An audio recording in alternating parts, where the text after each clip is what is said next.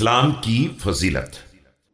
ثم إن هذا الإسلام دين الله الذي اصطفاه لنفسه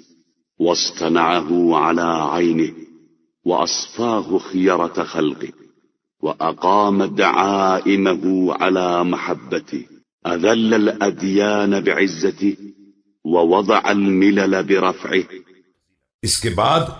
یاد رکھو کہ یہ اسلام وہ دین ہے جسے مالک نے اپنے لیے پسند فرمایا ہے اور اپنی نگاہوں میں اس کی دیکھ بھال کی ہے، اور اسے بہترین خلائق کے حوالے کیا ہے، اور اپنی محبت پر اس کے ستونوں کو قائم کیا ہے۔ اس کی عزت کے ذریعے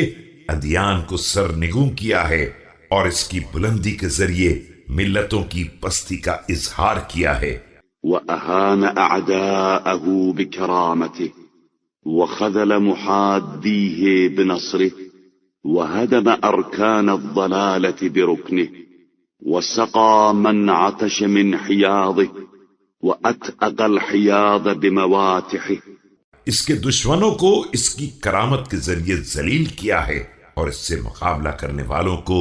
اس کی نصرت کے ذریعے رسوا کیا ہے۔ اس کے رکن کے ذریعے ضلالت کے ارکان کو منہدم کیا ہے، اور اس کے حوض سے پیاسوں کو سیراب کیا ہے، اور پھر پانی الچنے والوں کے ذریعے ان حوضوں کو بھر دیا ہے۔ ثم جعله لا انفصام لعروته ولا فك لحلقته ولا انهدام لأساسه ولا زوال لدعائمه ولا انقلاع لشجرته ولا انقطاع لمدته ولا عفاء لشرائعه ولا جذ لفروعه۔ پھر اس کے بعد اس دین کو ایسا بنا دیا ہے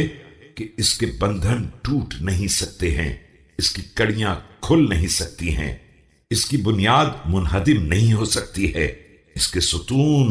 گر نہیں سکتے ہیں، اور اس کا درخت اکھڑ نہیں سکتا ہے، اس کی مدت تمام نہیں ہو سکتی ہے، اس کے آثار مٹ نہیں سکتے ہیں، اس کی شاخیں کٹ نہیں سکتی ہیں،